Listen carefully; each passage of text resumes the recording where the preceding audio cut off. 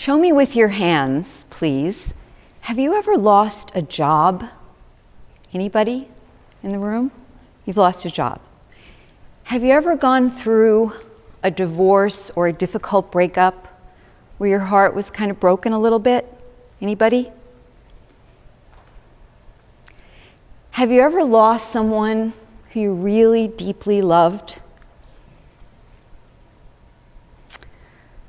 Have you ever had to move from a home you loved?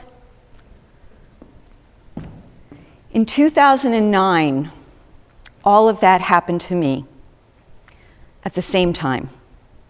In January, I lost a job, and in April, after a 23-year marriage, my husband asked for divorce. And then in May, my daughter, who was 21 at the time, decided to move 3,000 miles away to San Francisco. And then in June, my mother, who'd been ill for the last 7 years and who I've been a caregiver for, passed away. And if you had seen me then, you might not have even known that I was going through all that because I was trying really hard to just keep going and be strong. And I had to move, and I was very lucky because I found an organization called Friends Indeed. And this organization was created in the 80s as a response to the AIDS epidemic. And it was for people who were dealing with AIDS and for their families, and they were giving support to all of these people.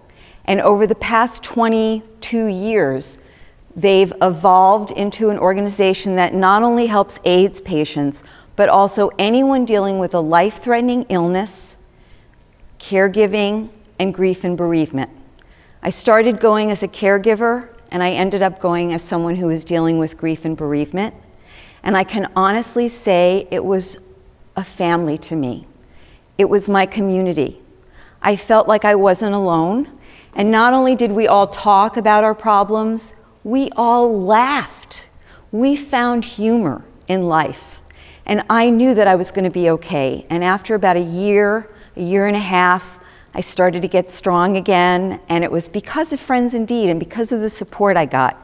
They became my family, they became my friends. And my other friends appreciated the fact that I could go there and get that support. And my life evolved. I got a new career, I started dancing, I had a new home, and life was really good. And I thought, yay, this is terrific. And then at the end of 2012, I lost one of my best friends. Her name was Emily Squires, and she was the director of Sesame Street for over 30 years. And then in May, I lost my dog, Lucy, who had been with me through all of these things, my amazing dog. And then in June, I found out that my ex-husband was diagnosed with stage 4 lung cancer, which is a death sentence. And we hadn't spoken in a really long time. And he went through 10 weeks of chemotherapy, and we started to talk again. And he started to get a little bit better, and there's a little bit of hope. 2 weeks ago, my daughter was talking to my ex-husband on Skype, and she asked me if I would join in the conversation. It was the first time that I'd seen my husband or spoken to him face to face in over 3.5 years.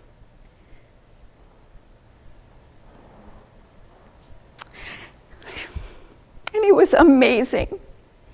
It was like nothing had happened between us. We were still a family, and we still loved each other. And I was so grateful that we could reconnect. And I can honestly say now that I don't know what's going to happen in the future. You know, God, bring it on.